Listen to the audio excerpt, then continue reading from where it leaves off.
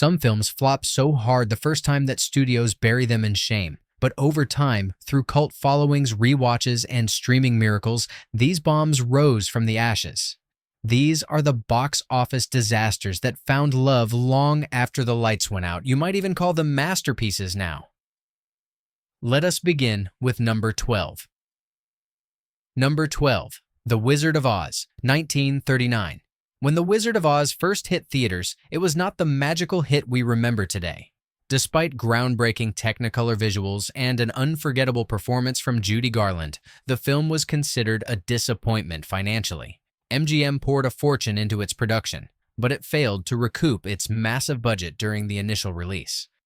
Blame it on World War II global tensions, or the fact that fantasy musicals were not yet mainstream.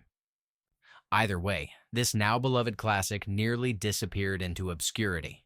But time did something no studio executive could. Through repeated television airings starting in the 1950s, The Wizard of Oz became part of American pop culture. Generations grew up watching Dorothy's journey from Kansas to Oz, discovering it not as a flop, but as a family tradition. Garland's Over the Rainbow became immortal. The film earned a second life not at the box office, but on living room screens. Today, The Wizard of Oz is considered one of the greatest films in cinematic history. It has inspired everything from remakes to conspiracy theories to Broadway musicals. What began as a commercial failure is now preserved in the National Film Registry. It proved that even the biggest bomb can be saved by time, love, and a few ruby slippers. Number 11. Once Upon a Time in America, 1984. Sergio Leone's gangster epic was butchered before it even had a chance. Originally envisioned as a nearly 4-hour operatic saga about childhood friendship betrayal and the American dream, studio interference slashed Once Upon a Time in America down to a disjointed 2 hours. Scenes were rearranged, flashbacks were removed, and Leone's non-linear storytelling was tossed aside. Critics were baffled, audiences were bored, it bombed disastrously. The European cut fared better, but American viewers were robbed of the true vision. Leone was devastated. This was his final film, and he never recovered from the studio's betrayal. For decades, the film was a what-could-have-been story floating around film circles. Then something happened. The original cut was restored and re-released.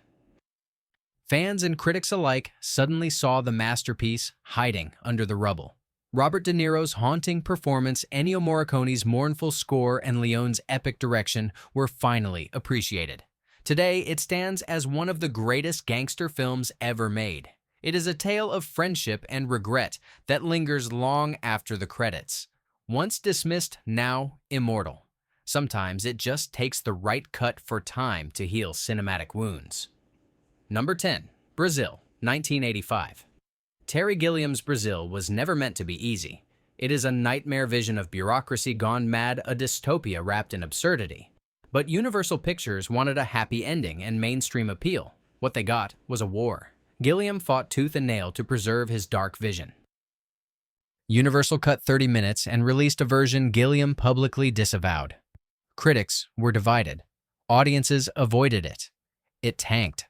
But Gilliam was not done.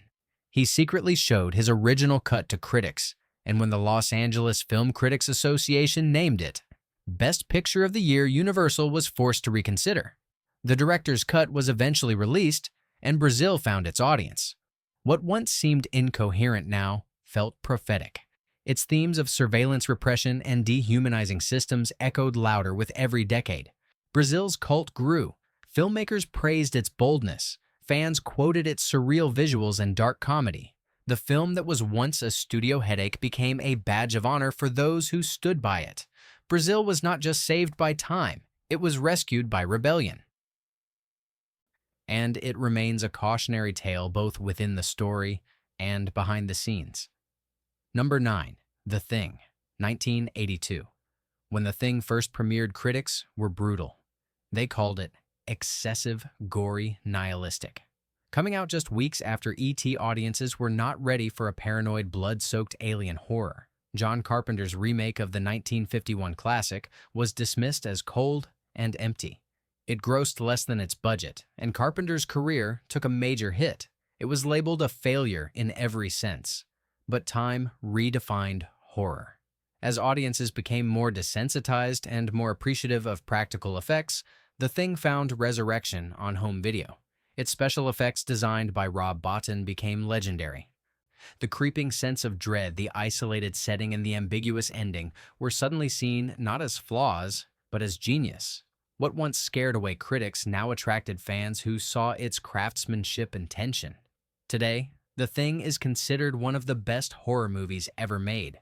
It is studied, praised, and endlessly rewatched. Carpenter's vision was ahead of its time, too raw for 1982, but perfect for future generations. This was not just a monster movie, it was a masterpiece in disguise, frozen in the Antarctic ice, waiting to be unearthed. Number 8. Blade Runner, 1982.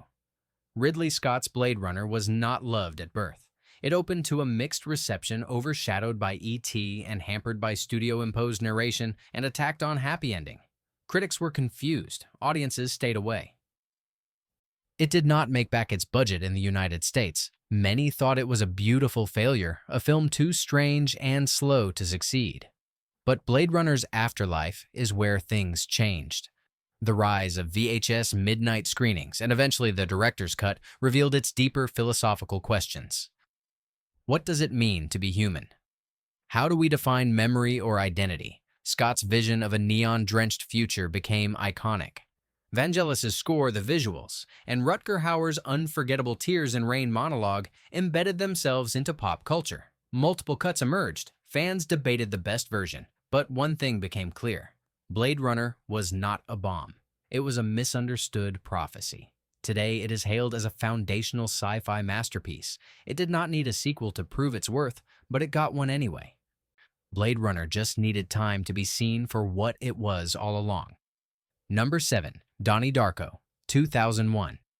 Donnie Darko is a film that almost vanished before anyone noticed it existed. Released just weeks after the events of September 11th, its themes of plane crashes and apocalyptic dread felt too close to real life.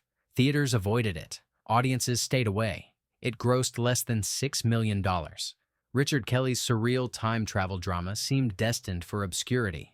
But the DVD market changed everything.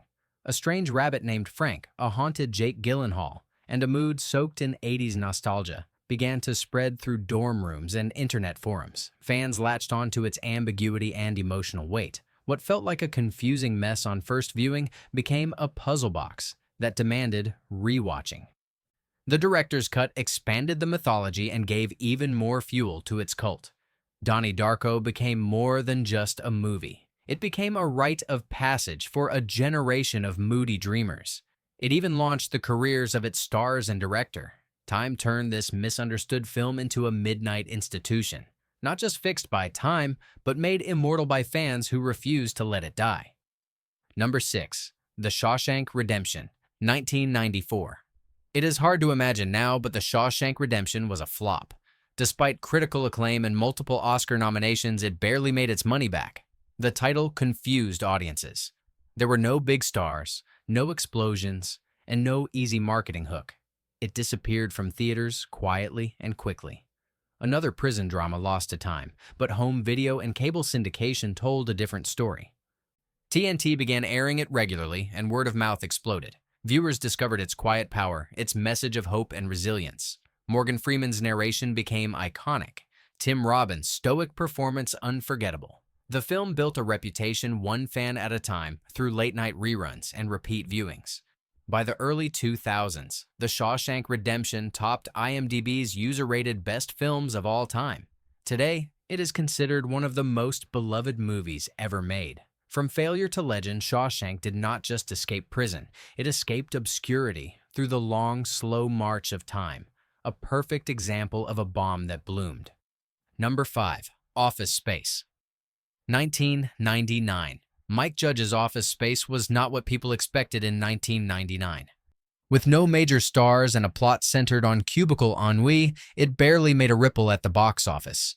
Critics were divided. Studio marketing did not know what to do with it, and audiences ignored it in favor of louder, flashier comedies. It was gone before it even arrived. But something strange happened. Once Office Space hit DVD, it exploded. Suddenly, everyone knew about TPS reports, red staplers, and the soul-crushing despair of office life. It became the Bible of disgruntled workers everywhere. Its dry, deadpan style resonated with an entire generation fed up with corporate monotony. Lines were quoted at water coolers. The characters became archetypes. The destruction of the office printer became an anthem of frustration. Mike Judge created something that felt small and forgettable on the surface, but ended up being one of the defining comedies of its era. It was not a movie that needed fixing. It just needed time to be found. Number 4. Scott Pilgrim vs. the World, 2010. Edgar Wright's Scott Pilgrim was vibrant, inventive, and completely unique. But that was the problem. It was too unique, blending video game logic, anime energy, indie rock, and comic book aesthetics into one film confused mainstream audiences. Despite huge buzz and a young cast, it failed to bring people to the theaters. It lost Universal tens of millions. Critics admired it, but the public shrugged. Then came home release and streaming. The people who had skipped it in theaters gave it a second chance, and suddenly, the genius of its editing, visuals, and comedic timing clicked. Scott Pilgrim became a cult sensation. Fans discovered its layers, its heart, and its razor-sharp visual grammar. It spoke the language of a generation raised on controllers and guitar pedals. The cast went on to become household names. Michael Cera, Mary Elizabeth Winstead, and Chris Evans all had post-Pilgrim careers explode. Today, it is considered one of the best comic book adaptations ever made. Scott Pilgrim did not change. We did. And now it fits perfectly into the cinematic canon. Number 3. Fight Club, 1999. Fight Club was never meant to be an easy sell. A violent anarchist satire with unreliable narration and a nihilistic tone, it confounded critics and alienated casual moviegoers. Fox was terrified. They marketed it as a typical macho action film, completely misunderstanding its message. The result was a theatrical disappointment and a media backlash. Roger Ebert called it reprehensible. It barely made back its budget. But DVD sales told a different story. The film's anti-establishment message, its biting humor, and its twist ending resonated with young audiences disillusioned by consumer culture. Tyler Durden became a counterculture icon. The rules of Fight Club became a meme before memes existed. David Fincher's direction was re-evaluated as visionary. Fight Club grew louder after its failure. Today, it is a cultural touchstone often quoted, misinterpreted, and endlessly discussed. What was once rejected as too dangerous became a generational anthem. Fight Club did not just survive. It punched its way into cinematic history, one underground screening at a time. Number 2. Children of Men, 2006. Alfonso Cuarón's Children of Men is now considered a sci-fi masterpiece, but in 2006 it barely made a sound. Despite rave reviews, its bleak-toned dystopian future and unconventional narrative failed to pull audiences into theaters. It struggled at the box office, especially in the United States. Universal did not know how to market it. Was it action? Was it art? Was it too real? The answer was yes to all of the above, but the world had to catch up.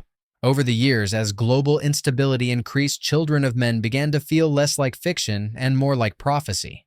Its haunting single-shot sequences and themes of immigration, fertility collapse, and authoritarianism grew eerily relevant. Viewers rewatched and reanalyzed it. Film schools began teaching it. Filmmakers began citing it. What once felt cold and obscure now felt vital. Clive Owen's broken everyman performance, Julianne Moore's brief brilliance, and Emmanuel Lubezki's camera work became benchmarks of modern cinema. Cuarón was finally seen as a visionary not just for Gravity, but because time redeemed this forgotten gem. Children of Men is no longer a warning. It is a mirror we keep staring into. Number 1. The Big Lebowski, 1998. The Coen brothers followed up Fargo with a film so odd that no one knew what to make of it. The Big Lebowski opened to mixed reviews and disappointing box office. It was written off as a stoner mess, a plotless meander full of weirdos and bowling alleys. Even fans of the Coens were baffled. The dude abided, but nobody else showed up. Then the cult began. Word-of-mouth screenings, fan festivals, and home video changed everything. Suddenly, the film's surreal dialogue, bizarre structure, and eccentric characters became iconic. The dude became a lifestyle. Walter became a meme. And The Rug Really Tied the Room Together became a punchline for cinephiles worldwide. The Big Lebowski is now studied, quoted, and loved, with a fervor few films ever achieve. From box office flop to cultural institution, it proved that not all cult classics start in the midnight aisle. Some just need a little time to find their weird, perfect audience. And once they do, they never leave the conversation again. These 12 films bombed at the box office, but time gave them redemption. Fans found them, critics reevaluated them, and history turned them into legends. So next time a movie flops, do not write it off. It might just be a classic waiting for the future to notice. Like, share, and subscribe for more.